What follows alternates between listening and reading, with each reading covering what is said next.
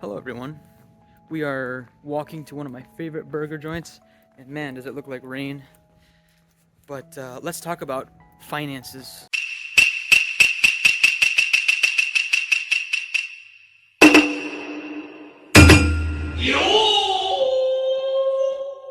So a lot of you guys have been asking me about Borderlink Salary and how much do I get paid?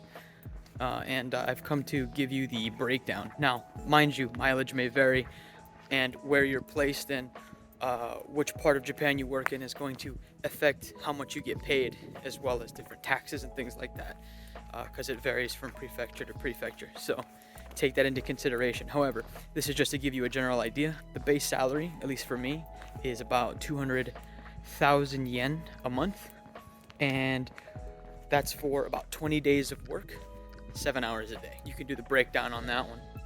And then on top of that, you get a 15,000 to 30,000 transportation budget, which is added to your salary. And if you use it, it's non-taxable.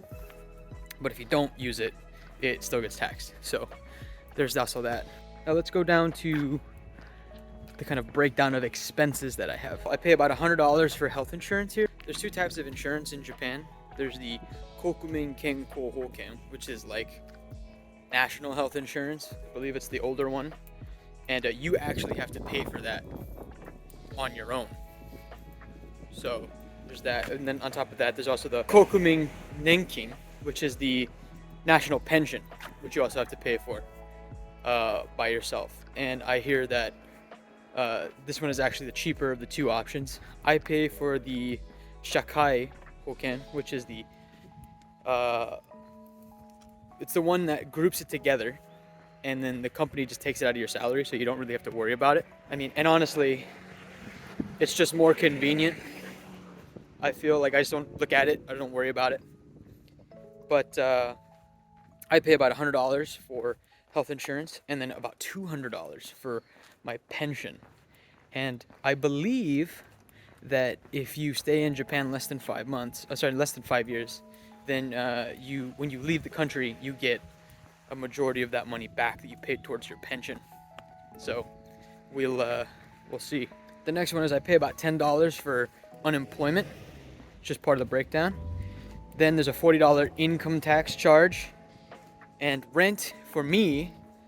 I live in the northern part of Osaka, and rent for me is about $430 USD. There's also about a $70 expense charge for different minor things that I have in Borderlink, like renting.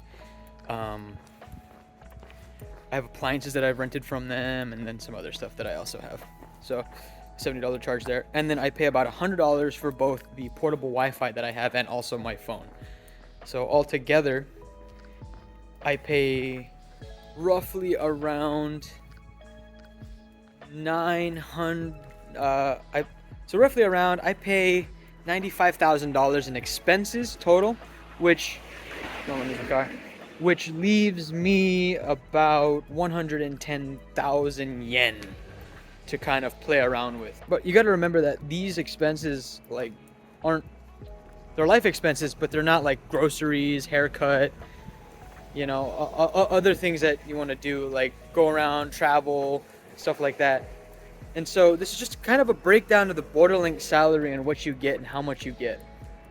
So remember those things when it comes to your expenses. Also, if it is your first year in Japan, you do not have to pay a residence tax. Some people are very surprised by this, caught off guard rather. If you plan on staying in Japan for more than a year, I would say just expect it.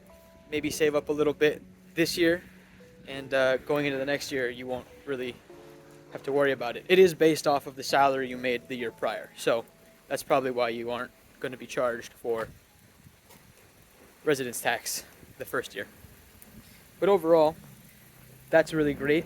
Some advice is when it comes to like shopping, I would say grocery stores are probably better for long-term shopping. I mean, konbinis are fun, don't get me wrong. I love going in there and seeing what new stuff they have that's very seasonal, and they're very convenient. Thus the name Konbini, convenience store kind of deal. But try and find a good grocery store that will support your long-term financial decisions. You know, my favorite store is actually Don Quixote. Oh my gosh, they have everything, and it's relatively decently priced. Remember, if you're in a big city like Tokyo and you're in like the heart of the city, you're gonna pay a lot more for things just because it's the heart of the big city. If you're more in like a rural area like this, you're not gonna pay as much for things because it's kind of out of the way. And if you're in the Inaka or the countryside, then you're definitely not gonna pay as much for rent and utilities, but transportation is probably gonna eat up a lot of your costs because riding the trains here does add up. It's very expensive. And there will be a breakdown on train riding coming soon.